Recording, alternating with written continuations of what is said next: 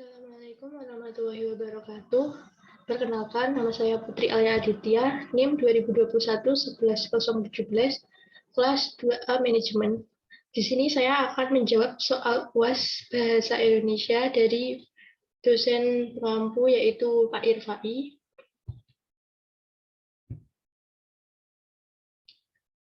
Yang pertama, jelaskan pola bentuk gabungan terikat. Tulislah kembali bentuk gabungan terikat berikut ini.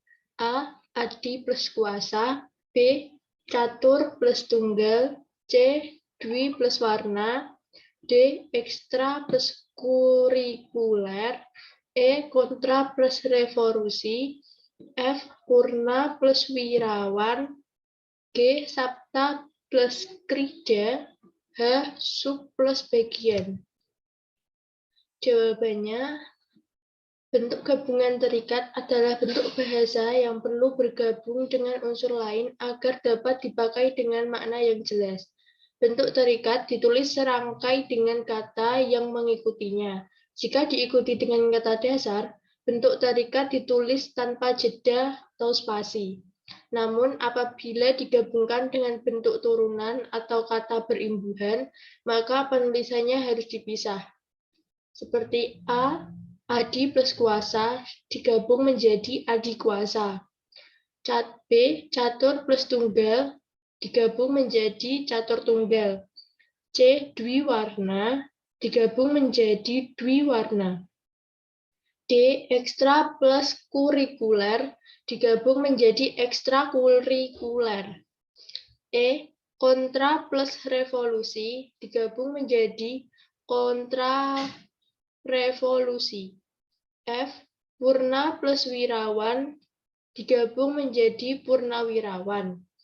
G. Sabta plus krida digabung menjadi sabta krida. H. Subdek plus bagian digabung menjadi subbagian. 2. Jelaskan perbedaan bentuk penalaran deduktif dan bentuk penalaran induktif. Berikan contoh penerapannya. Jawabannya yaitu penalaran induktif. Penalaran induktif adalah proses penalaran untuk menarik kesimpulan berupa prinsip atau sikap yang berlaku khusus berdasarkan atas fakta-fakta yang bersifat umum. Proses penalaran ini disebut deduksi. Kesimpulan deduktif dibentuk dengan cara deduksi, yakni dimulai dari hal-hal umum menuju kepada hal-hal yang khusus atau hal-hal yang lebih rendah. Proses pembentukan kesimpulan deduktif tersebut dapat dimulai dari suatu dalil atau hukum menuju kepada hal yang konkret. Contohnya, masyarakat Indonesia konsumtif umum dikarenakan adanya perubahan arti ke sebuah kesuksesan atau khusus, dan kegiatan imitasi khusus dari media-media hiburan yang menampilkan gaya hidup konsumtif sebagai prestasi sosial dan penanda status sosial. Penalaran induktif. Paragraf induktif adalah paragraf yang diawali dengan menjelaskan permasalahan-permasalahan, khususnya mengandung pembuktian dan contoh-contoh fakta, yang diakhiri dengan kesimpulan yang berupa pernyataan umum. Contohnya, pada saat ini, remaja lebih menyukai tari-tarian dari barat seperti breakdance, shuffle, salsa, dan krypton, modern dance, dan lain sebagainya. Begitu pula dengan jenis musik umumnya, mereka menyukai rock, blues, jazz, maupun rave. Tarian dan kesenian tradisional mulai ditinggalkan dan beralih mengikuti tren barat. Penerimaan terhadap bahaya luar yang masuk tidak disertai dengan pelestarian budaya sendiri. Kesenian dan budaya luar perlahan-lahan menggeser kesenian dan budaya tradisional. 3. Jelaskan dan berikan contoh transkrip dan transliterasi. Jawab, transkripsi adalah pengalihan tuturan atau yang berwujud bunyi ke dalam bentuk tulisan, atau penulisan kata, kalimat, atau teks dengan menggunakan lambang-lambang bunyi. Contohnya, kami menghadiri acara pesta ulang tahun. dalam kurungnya, kami menghadiri acara pesta ulang tahun. Contoh yang kedua, saya ingin menjadi guru yang handal. Saya ingin menjadi guru yang handal. Transliterasi, menurut Kamus Besar Bahasa Indonesia atau KBBI, adalah penyalinan dengan penggantian huruf dari abjad yang satu ke abjad yang lain. Tulisan Arabnya,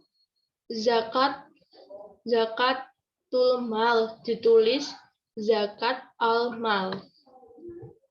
4. Jelaskan penomoran bagian karangan berikut ini. Perbaikilah jika menurut Anda masih ada penulisan yang salah. A. Program usaha. Nomor 1. Tahap persiapan program 1.1. Penerimaan warga belajar 1.2. Pemilihan penyelenggara 1.3. Pemilihan ketua kejar usaha 1.3.1. Musyawarah 1.3.2. Ditunjuk.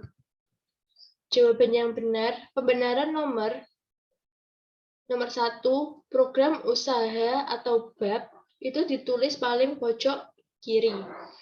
Nomor 1.1, tahap persiapan program atau subbab ditulis agak menjorok ke kanan. 1.1.1, penerimaan warga belajar anak subbab ditulis agak menjorok ke kanan dari subbab. Begitupun dengan nomor 1.2, pemilihan penyelenggaraan, dan 1.1.3, pemilihan ketua kejar usaha. Nomor 1.1.3.1, musyawarah, adalah anak subbab pertama. Ditulis agak menjorok ke kanan dari anak subbab. Begitu pula dengan 1.1.3.2, ditunjuk.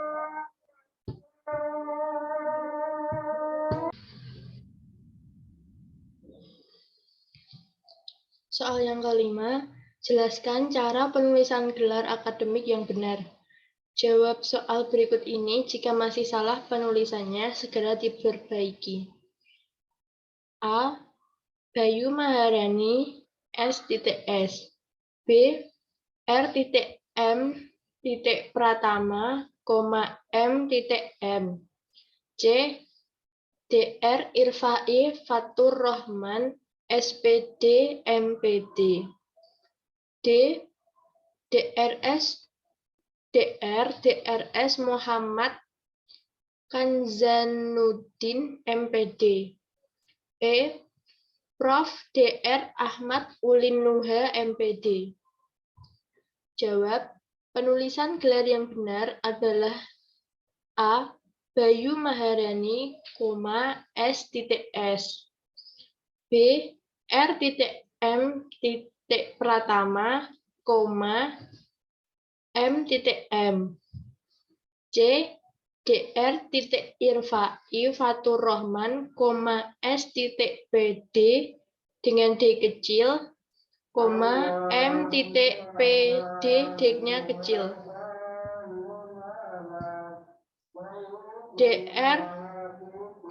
DRS Muhammad Kanzanuddin, M.PD. E. Prof. Dr. Ahmad Ulin Nuha, M.PD D-nya kecil.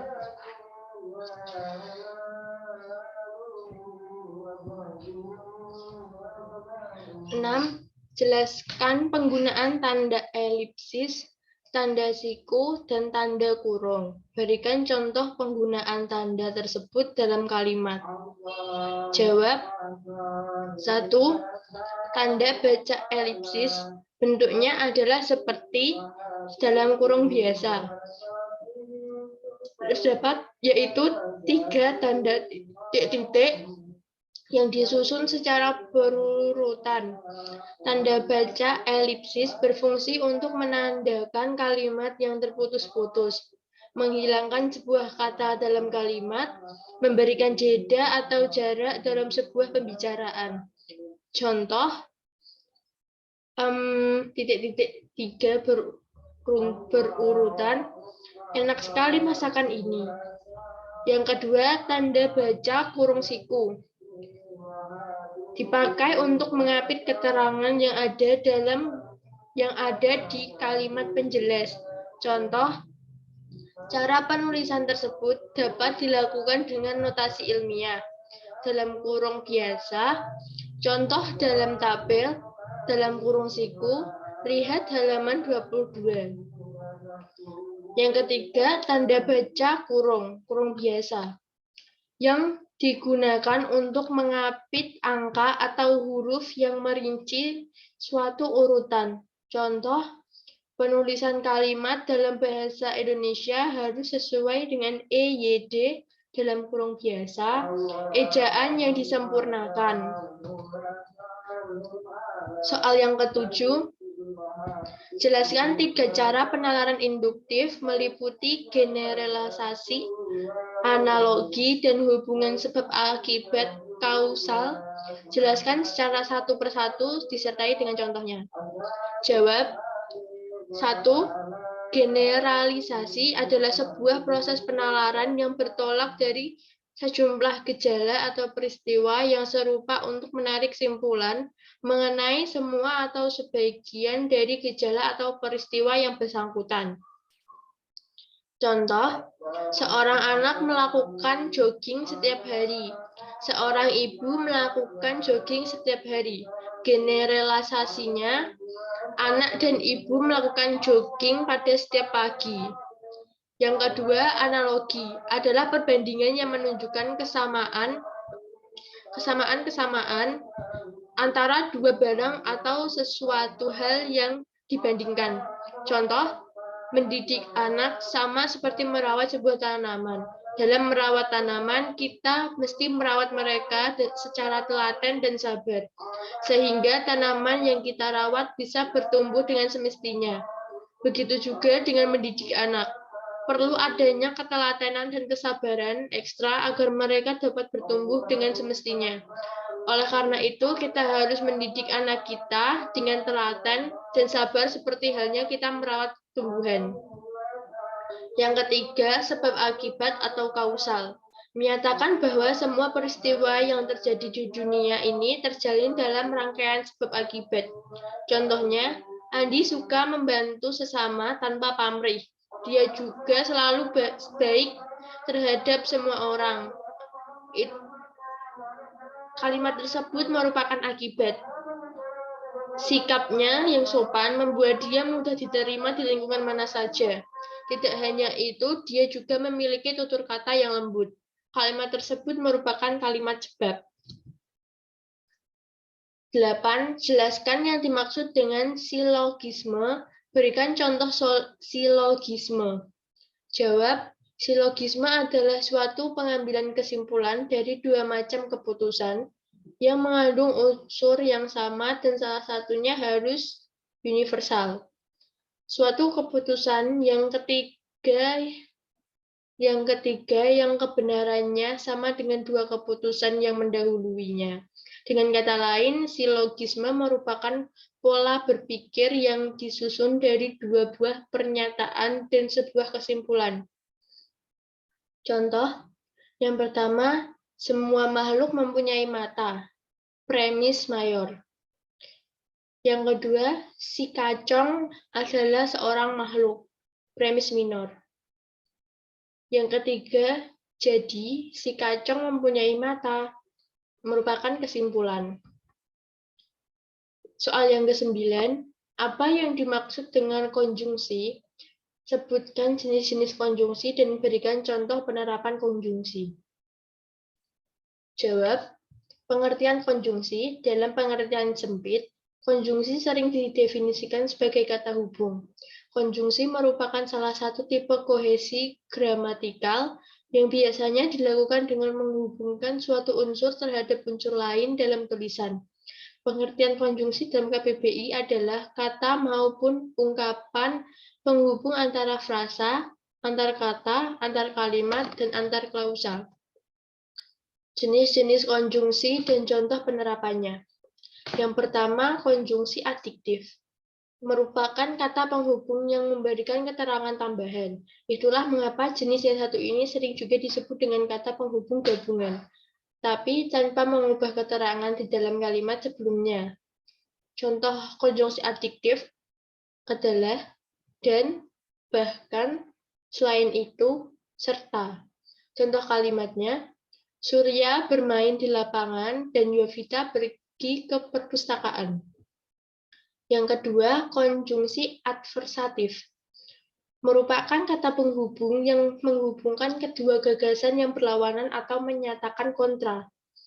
Contoh konjungsi adversatif, namun, meskipun, tetapi, melainkan. Contoh kalimatnya, Rita tetap berangkat ke sekolah meskipun sedang hujan lebat. Yang ketiga, konjungsi klausa.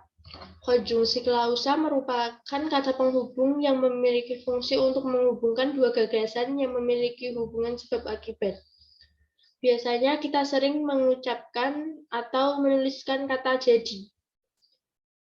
Itu termasuk salah satu contohnya. Contoh konjungsi klausa adalah jadi, karena, sebab, sehingga. Contoh kalimatnya, hari ini Raffi tidak mengerjakan tugas karena semalam bermain game. Yang keempat, konjungsi temporal. Konjungsi temporal berfungsi untuk menyatakan waktu atau suatu hubungan kronologi yang ada atau terjadi di dalam teks serta terdapat suatu hasil. Intinya, jika ingat kata temporal, maka temporal merupakan arti waktu.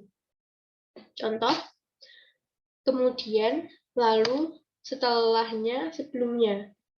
Contoh kalimatnya, Alfat mengerjakan pekerjaan rumah, kemudian dia membantu Putri membersihkan halaman rumah. Yang ke-10, wacana terbagi menjadi 5, yakni wacana narasi, deskripsi, eksposisi, argumentasi, dan persuasi. Jelaskan ciri dan perbedaan setiap wacana tersebut, serta berikan contohnya.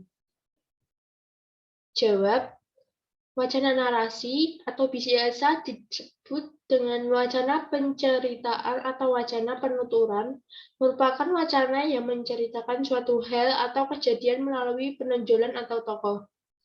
Ciri-cirinya menceritakan peristiwa, adanya tokoh, dan terdapat waktu kronologisnya. Contohnya, teks Insinyur Soekarno. Insinyur Soekarno, Presiden Republik Indonesia pertama, adalah seorang nasionalis yang memimpin PNI pada tahun 1928. Soekarno menghabiskan waktunya di penjara dan di tempat pengasingan karena keberaniannya menentang penjajah. Soekarno mengucapkan pidato tentang dasar-dasar Indonesia Merdeka yang dinamakan Pancasila pada sidang BPUPKI tanggal 1 Juni 1945. Soekarno bekerja sama dengan Muhammad Hatta sebagai wakil bangsa Indonesia memproklamasikan kemerdekaan Indonesia pada tanggal 17 Agustus 1945.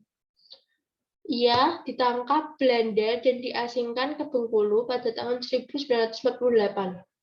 Insinyur Soekarno dikembalikan ke Yogyakarta dan dipulihkan kedudukannya sebagai Presiden RI pada tahun 1949. Jiwa kepemimpinan dan perjuangannya tidak pernah pupus. Insinyur Soekarno bersama pemimpin-pemimpin negara lainnya menjadi juru bicara bagi negara-negara non-blok pada Konferensi Asia Afrika di Bandung pada tahun 1955. Hampir seluruh perjalanan hidupnya dihabiskan untuk berbangkit dan berjuang.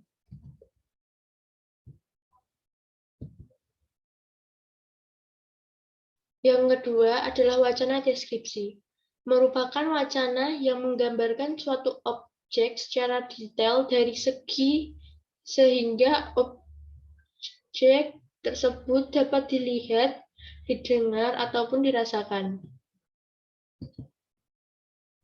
Ciri-cirinya yaitu berorientasi pada objek dan tidak terikat oleh waktu. Yang kedua, wacana yang melukiskan, menggambarkan, dan memberikan realita. Contohnya, penggambaran bentuk fisik. Bentuk fisik seseorang dideskripsikan sejelas-jelasnya sehingga tampak lebih objektif. Bentuk tubuhnya yang tinggi, kekar, mata yang menatap tajam, atau bentuk tubuh yang kurus, bermata sayu, berwajah pucat, dapat dideskripsikan dalam karangan deskripsi. Yang ketiga adalah wacana eksposisi, adalah wacana yang menjelaskan atau memaparkan suatu pokok permasalahan secara global. Wacana eksposisi merupakan wacana yang bertujuan utama untuk memberitahu, mengupas, mengurai, atau menerangkan sesuatu. Ciri-ciri yang pertama, menyampaikan informasi atau pengetahuan secara singkat, jelas, padat, dan lugas, berbahasa sesuai ejaan baku. Ciri yang kedua, informasi atau pengetahuan berdasarkan kondisi sebenarnya atau bersifat faktual. Ciri yang ketiga, isi informasi atau pengetahuan mengandung unsur apa, siapa, di mana, kapan, mengapa, dan di mana. Atau biasa disebut dengan 5W dan 1H. Contohnya, ozon terapi adalah pengobatan suatu penyakit dengan cara memasukkan oksigen, urin, dan ozon berenergi tinggi ke dalam tubuh melalui darah. Ozon terapi merupakan terapi yang sangat bermanfaat bagi kesehatan, baik untuk menyembuhkan penyakit yang kita derita maupun sebagai pencegah penyakit. Yang keempat adalah wacana argumentasi. Adalah wacana yang berisi ide atau gagasan yang dilengkapi dengan data-data sebagai bukti dan bertujuan untuk meyakinkan pembaca terhadap kebenaran ide atau gagasan. Berciri-ciri pertama, berisi argumen-argumen. Yang kedua, menggunakan logika atau penalaran sebagai landasan berpikir. Contohnya, pada teks yang berjudul Kapan Pendidikan Gratis Terwujud. Pendidikan gratis hanya janji yang bergema luas saat kampanye dan pemilihan pemimpin daerah maupun pusat. Saat pemilihan usai, akan cerita lainnya. Dan lain ceritanya. Anak-anak miskin di kota, di desa, dan pedalaman tetap mengalami kesulitan untuk mengakses pendidikan yang layak. Di perkotaan, sekolah berlomba-lomba meningkatkan sarana dan prasarana dengan jalan menaikkan pungutan dengan dalil sumbangan pendidikan, uang gedung, dan lain-lain karena biasanya masyarakat perkotaan lebih memilih sekolah yang punya sarana pendidikan yang baik sehingga mereka tidak akan segan untuk membayar mahal demi memberikan pendidikan yang terbaik bagi anak-anak mereka. Sebaliknya, di pinggiran kota, pedesaan, dan pedalaman, sekolah tidak bisa mengenakan pungutan kepada orang tua siswa. Karena tidak ada lagi yang bisa dipungut dari masyarakat. Para siswa harus puas dengan kondisi fasilitas pendidikan yang tersedia di sekolah tersebut.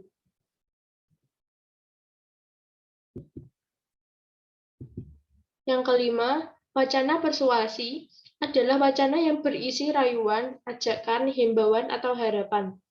Wacana persuasi bertujuan untuk mempengaruhi orang agar melakukan sesuatu yang diinginkan. Ciri-cirinya yang pertama, harus menimbulkan kepercayaan para pembacanya. Yang kedua, persuasi sedapat mungkin menghindari konflik agar kepercayaan tidak hilang dan agar kesepakatan pendapatnya tercapai. Yang ketiga, persuasi memerlukan fakta dan data. Contoh, sampah. Tinggal di kota yang padat seperti Jakarta, setiap individu sebaiknya menjaga kebersihan lingkungan. Salah satu cara yang paling mudah dalam menjaga kebersihan lingkungan adalah dengan menabung sampah pada tempatnya. Seperti pada saat musim penghujan, di berbagai pintu air yang ada di Jakarta dipenuhi oleh tumpukan sampah yang tidak enak dipandang. Hal ini sering mengakibatkan air meluap dan banjir di daerah pemukiman. Sampah yang dibuang sembarangan akan menyumbat aliran air pada selokan. Ketika hujan tiba akan menyebabkan banjir karena air tidak dapat mengalir pada selokan. Untuk itu, marilah kita senantiasa menjaga kebersihan lingkungan dengan membuang sampah pada tempatnya yang telah disediakan. Sekian jawaban UAS dari saya. Semoga dapat dimengerti oleh teman-teman yang melihat video ini. Saya mohon maaf apabila ada kata-kata yang kurang berkenan atau yang kurang enak didengar. Karena saya sedang sakit, mohon maaf. Dan terima kasih. Wassalamualaikum warahmatullahi wabarakatuh.